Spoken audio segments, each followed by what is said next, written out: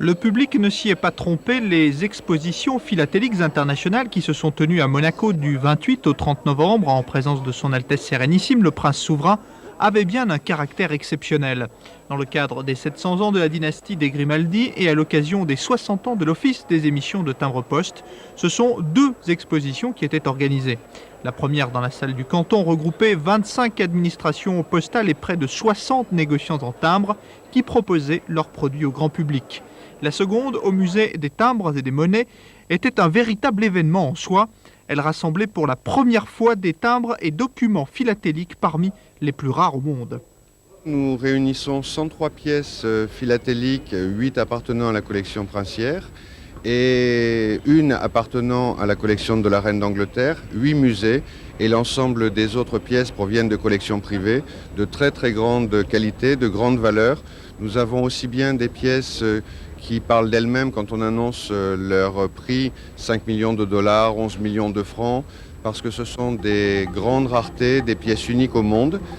Il y a aussi des coups de cœur type la pièce qui nous est apportée par le musée américain qui est sur papier en tête de la Maison Blanche, un dessin de la main du président Roosevelt qui s'est amusé également à le signer et qui derrière a été émis en tant que timbre.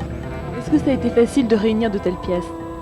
Ça n'est jamais facile, d'autant plus que c'était une première, donc il fallait déjà que l'idée entre dans les mentalités des gens qui ont été contactés, mais nous avions la chance d'avoir monsieur Alexandre Cros, collectionneur lui-même, qui m'a apporté toute sa collaboration, qui expose lui-même une pièce et qui, connaissant tous ses collègues collectionneurs, m'a facilité la tâche et il est le commissaire général de l'exposition des raretés.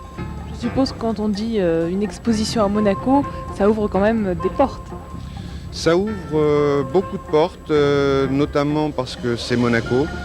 C'est une question peut-être bête, mais Monaco nous ouvre des portes parce que nous permettons également aux épouses de suivre leur mari.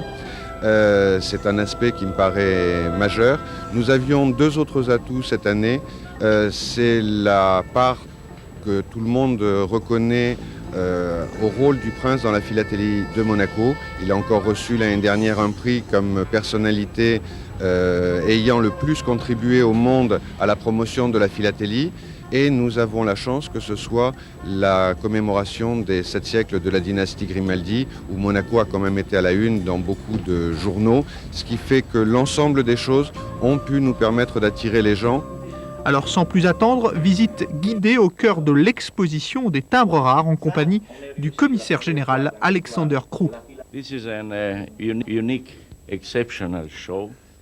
C'est un événement vraiment exceptionnel. Pour la première fois dans l'histoire de la philatélie, les timbres les plus chers au monde sont concentrés dans cette pièce. Et Monaco a donc le privilège de présenter les pièces les plus rares et les plus importantes au monde. Le premier timbre a été inventé par un Anglais. C'était en 1840, il y a donc près de 150 ans. Almost 150 years ago, by Roland Hill. Roland Hill, he was the inventor of the stamps for a simple reason. En fait, Roland Hill a eu une idée toute simple. The stamps were paid by the people who received the envelope. Auparavant, les timbres étaient en fait payés par ceux qui recevaient le courrier, ceux qui recevaient les enveloppes. Mais en réalité, vous l'imaginez, tout le monde n'était pas prêt à payer ce timbre. C'était donc une bonne idée de penser à faire payer à l'avance cette taxe. Et c'est un peu comme cela que l'on a eu l'idée d'inventer le timbre.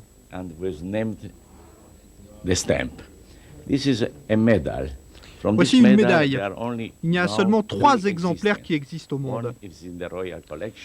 L'un d'entre eux est dans la collection royale, un autre est possédé par un milliardaire américain, et celui-ci, eh bien, c'est celui qui a inspiré Roland Hill, qui a eu l'idée de mettre la tête de la reine Victoria sur le timbre.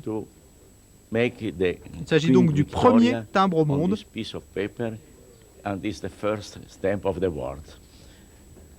The English peoples were very, very practical. Et comme les Anglais sont des gens très pragmatiques, eh bien le jour même de l'émission, une lettre est envoyée à tous les hommes d'affaires du royaume avec une explication du timbre, comment l'utiliser, combien, à quel prix.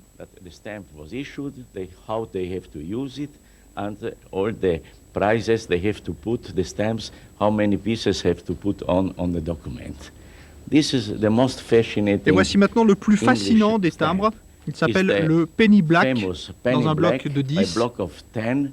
Which has a value of couple of millions of French francs. Il a une valeur de plusieurs millions de francs et il est tout à fait exceptionnel.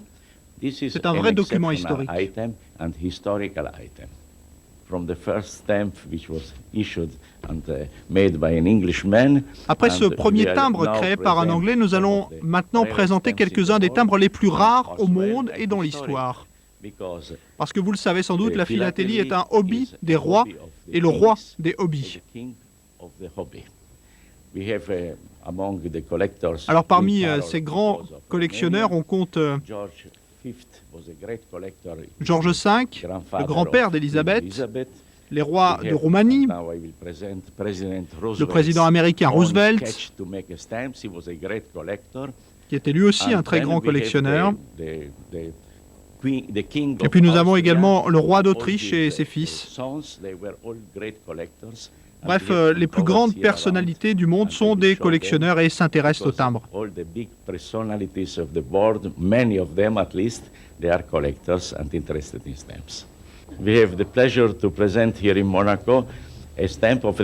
Alors nous avons le plaisir de présenter ici à Monaco un timbre de la collection de la reine d'Angleterre, Elisabeth. La plus belle collection au monde commence par son grand-père et est entretenue actuellement par Mr. Goodwin, qui présente un des 3 seuls documents qui existent de la Guyane anglaise. Celle-ci est vraiment la plus belle avec 2 timbres, une paire qui est unique, une rareté des plus intéressantes. This is the nicest and the unique pair of the 2 stamps of this document, which is a great, enormous and interesting rarity. Et à défaut de pouvoir s'offrir ces merveilles, le public présent a pu en revanche acquérir de nombreux exemplaires des timbres proposés dans l'autre exposition commerciale. Certains timbres étaient d'ailleurs présentés en avant-première ici, comme celui commémorant la 30e participation de Monaco au JO à l'occasion des prochains Jeux d'hiver de Nagano, un timbre très original. C'est une grande première par rapport à tout ce qui a été fait conventionnellement dans le domaine du timbre, puisque c'est un timbre qui est totalement modulable, ils sont couplés par 2 et ils peuvent s'assembler absolument dans tous les sens. C'est une grande première dans le monde de la philatélie. D'autre part, il y a un parti pris résolument décoratif, particulier à je dirais, le timbre. On a agi sur pratiquement 4 couleurs, mais principalement le noir et le blanc, ainsi que le rouge et le gris, matérialisés par de l'argenté, un peu à la manière nippone. Donc le clin d'œil à Nagano est direct. D'accord. Alors quand les grands collectionneurs ont vu ce timbre, quelles ont été leurs premières réflexions ? Ils sont surpris parce qu'ils ont l'impression que sur les planches qui couplent à peu près en fait 8 timbres, il y a 8 timbres différents, comme ils sont assemblés dans un ordre particulier destiné à produire des losanges rouges et blancs à l'image du drapeau monégasque. À l'occasion de ces expositions, un concours avait également été lancé à l'adresse des élèves de Monaco. Illustré sur un dessin, un timbre commémorant les 700 ans de la dynastie des Grimaldi. Les vainqueurs dans chaque classe d'âge ont été primés.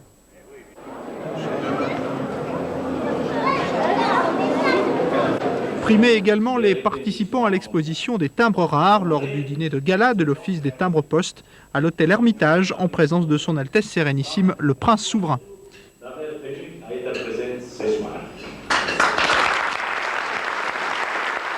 Et comme pour mieux marquer le caractère exceptionnel de ces expositions philatéliques à Monaco, l'Office des émissions de timbres-poste vient de se voir décerner pour la 3e fois consécutive le prix du plus beau timbre du monde, décerné par la presse française spécialisée. Un timbre de l'artiste Pierre Albuisson représentant le printemps d'après Sandro Botticelli, émis en 1995. Pierre Albuisson déjà primé pour ses réalisations monégasques en 93 et 95. Enfin, les timbres de Monaco ont également remporté la 4e Coupe du Monde des timbres devant près de 150 pays. Un doublé qui donne toute la mesure de la philatélie en principauté.